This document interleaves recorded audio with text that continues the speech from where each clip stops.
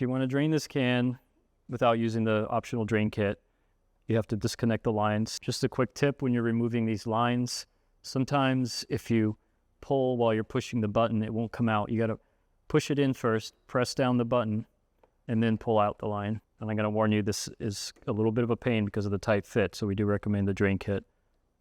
You undo the screw knob over here.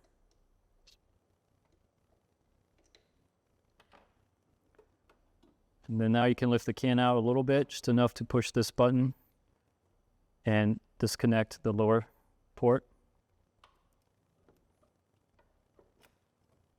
And there you go. Now you can go ahead and drain your can. Installation is the reverse.